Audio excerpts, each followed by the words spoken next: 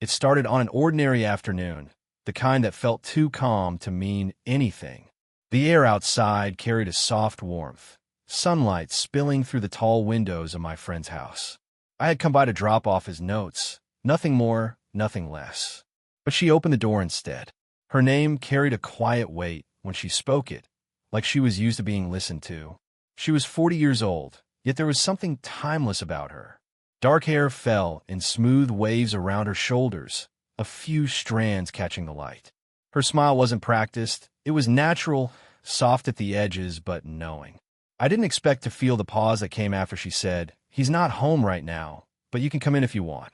There was no invitation in her tone, just simple politeness, but something in the way she held the door, slightly open, not wide, made it feel personal. I stepped inside. The house smelled faintly of vanilla and brewed coffee. I noticed small details, her reading glasses resting on the table, a half-finished cup beside them, a light scarf draped over a chair. It wasn't a setup for a story. It was just real life. But real life has moments that change everything quietly. She asked about college, about how I was finding it. Her voice had this gentle rhythm that made even simple questions feel like something I wanted to keep answering. When she laughed, it wasn't loud. It was warm, low, the kind that stays in your chest even after it fades. Then came that fleeting, dangerous second, when her hand brushed mine as she handed me the cup of water. It wasn't intentional, maybe not even noticeable to anyone else, but I felt the light contact travel through me like static.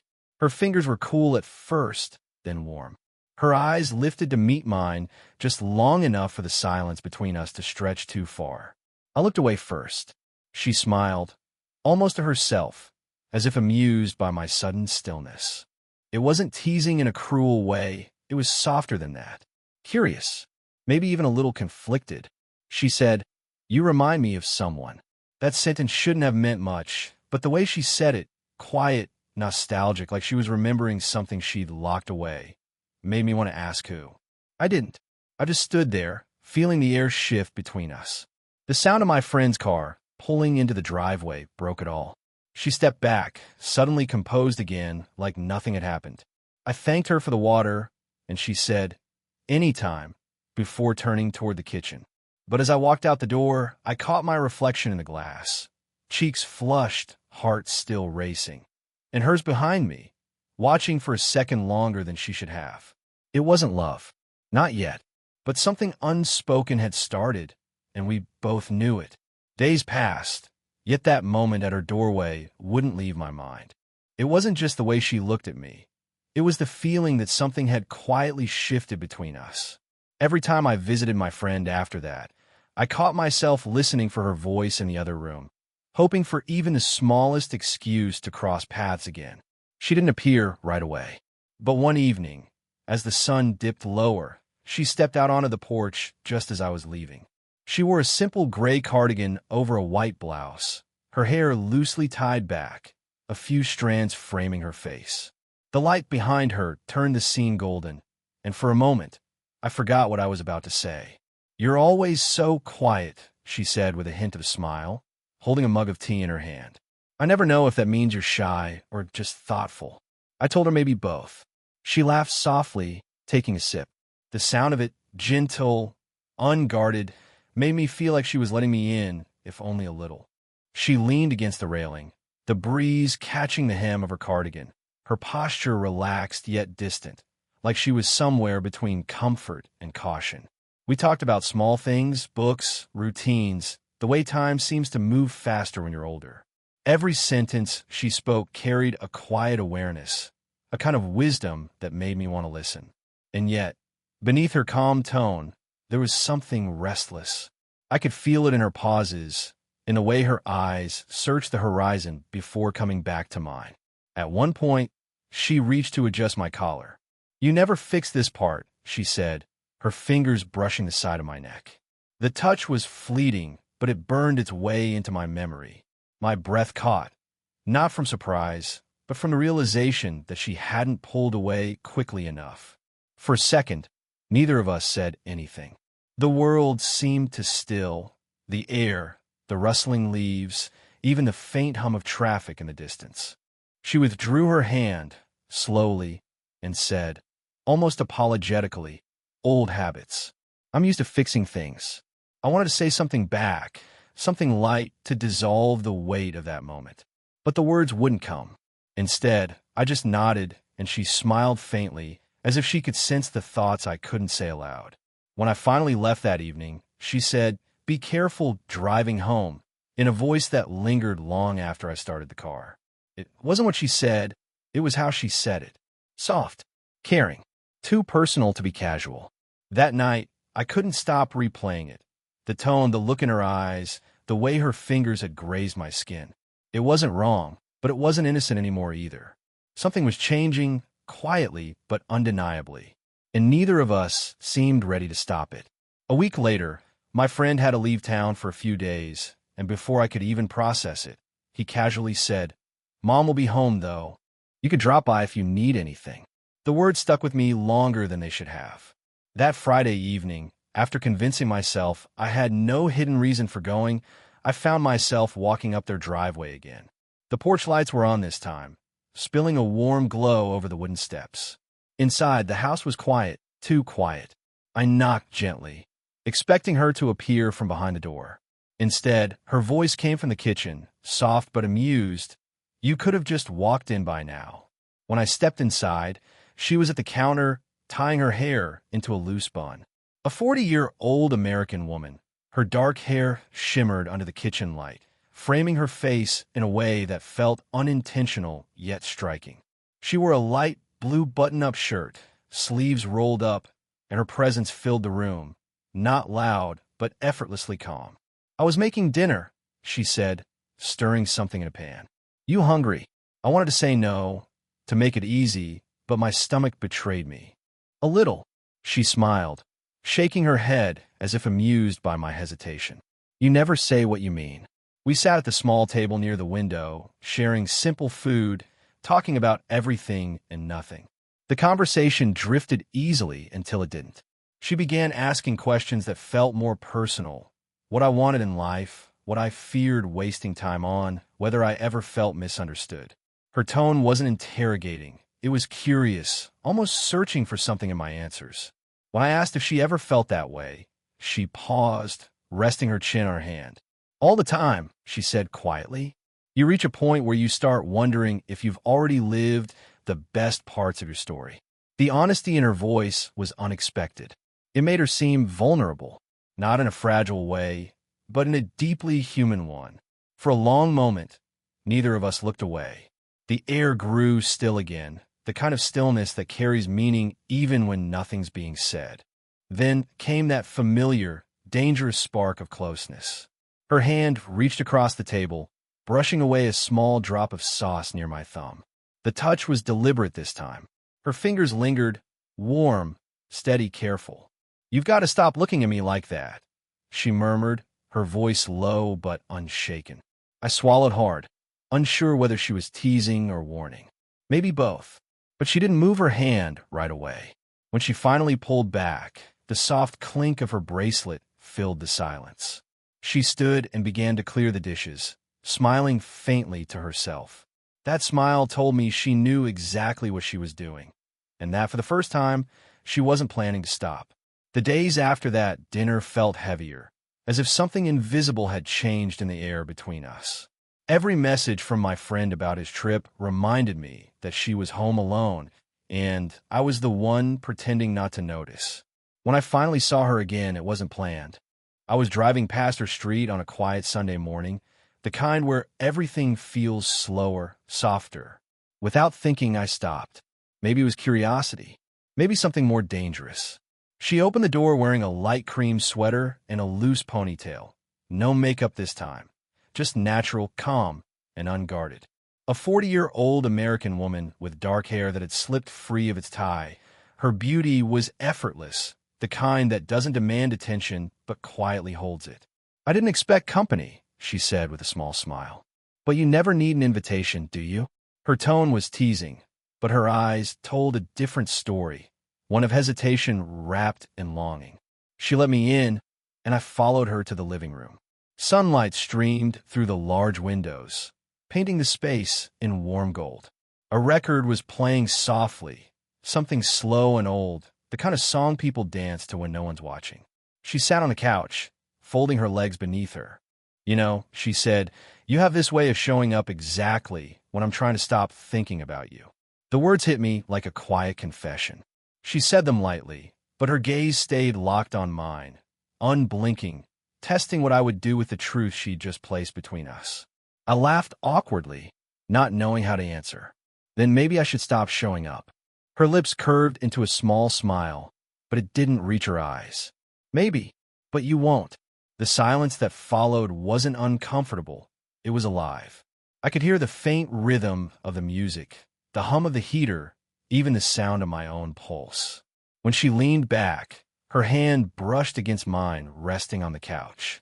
Neither of us moved. Her fingers trembled just slightly before they steadied. This shouldn't feel this easy, she whispered, almost to herself. It doesn't, I said, my voice low. Her eyes softened, something between surrender and restraint. Then, slowly, she leaned forward, not to close the distance entirely, but just enough for the air between us to change.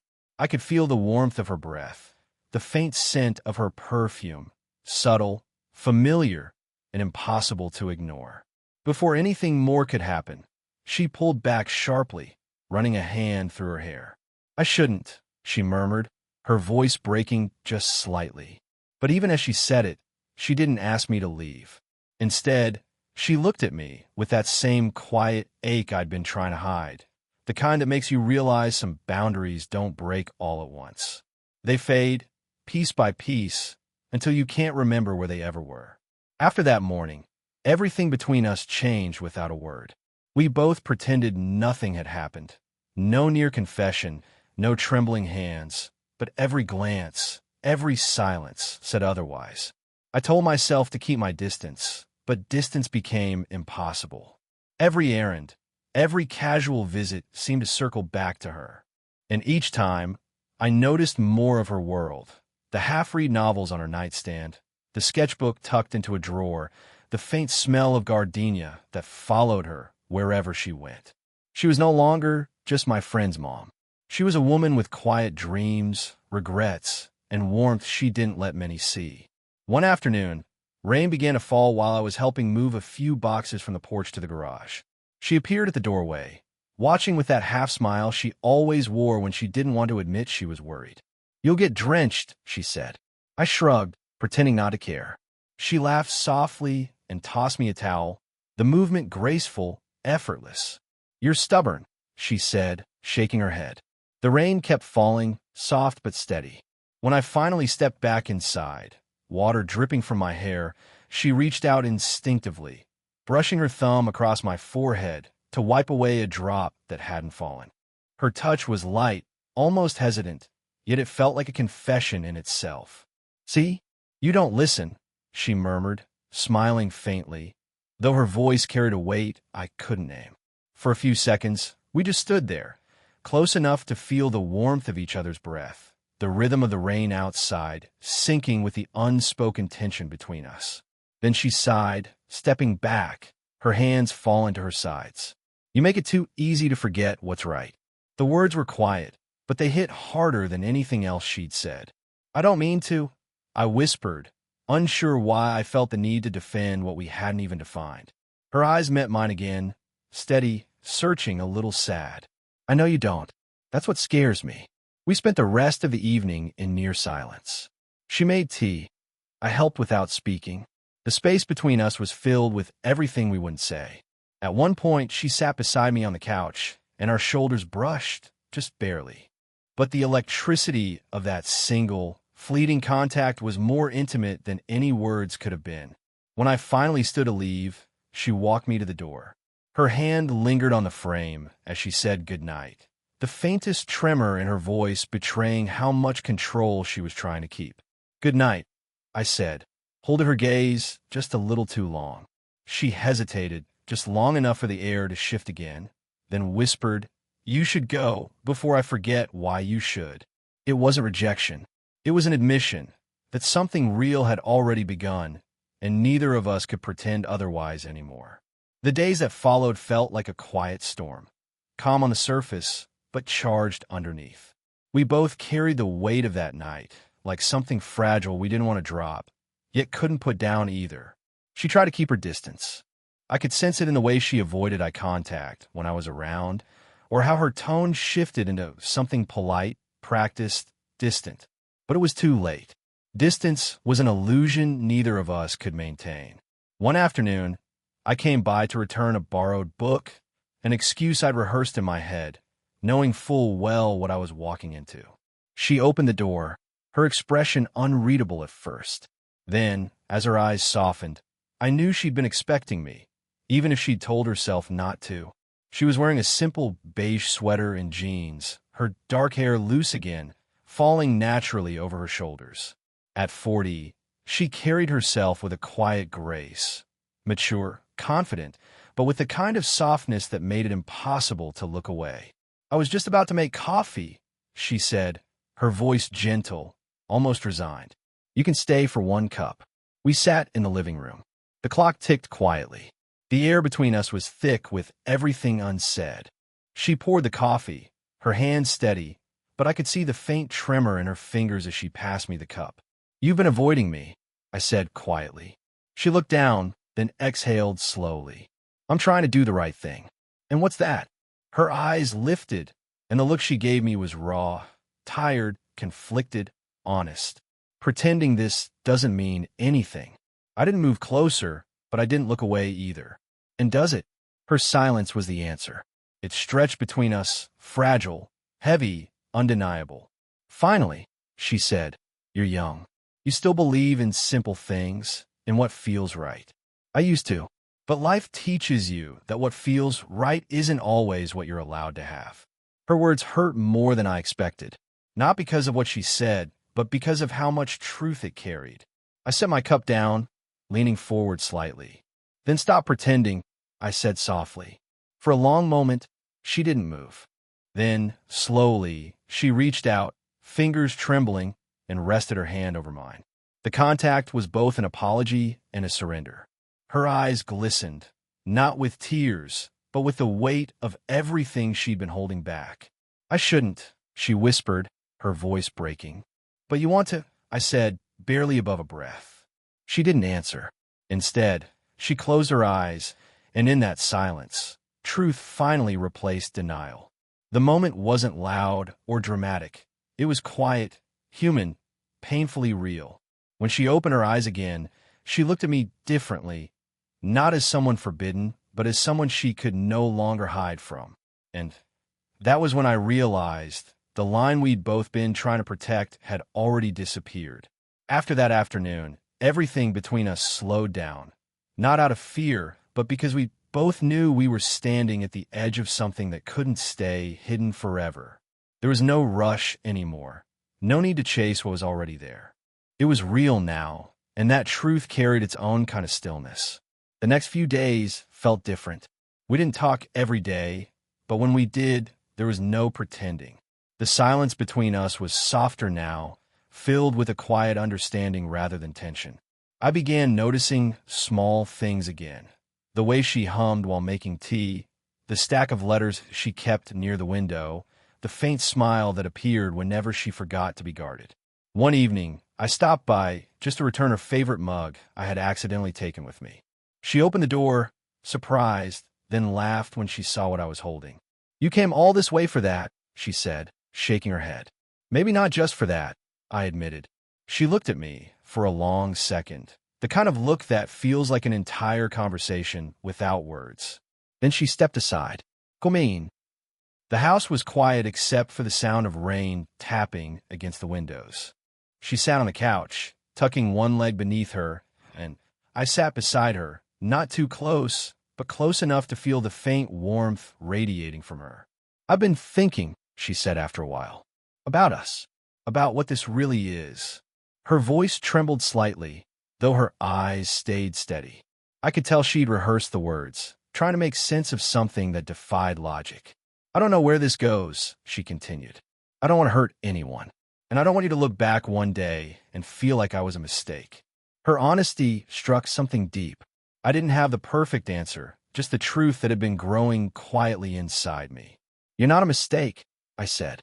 "You're the first thing that's felt real in a long time." The words hung there, simple but heavy. For a moment, she said nothing. Then she leaned forward, resting her forehead lightly against mine. Her skin was warm, her breath soft, and everything around us seemed to disappear. The rain, the ticking clock, even time itself. When she finally spoke, her voice was barely above a whisper. "If this is wrong, I'll still remember it as something right." We didn't need anything more after that. No promises, no labels, no declarations. Just a quiet moment of peace, the kind that comes when two people stop fighting what they already know. As I left that night, the rain had stopped. The air smelled clean, the world somehow lighter. Through the window, I saw her watching, that same soft smile on her lips, not sad, not longing, just content. It wasn't a goodbye. It was an understanding that sometimes the heart doesn't need permission to care. It just does.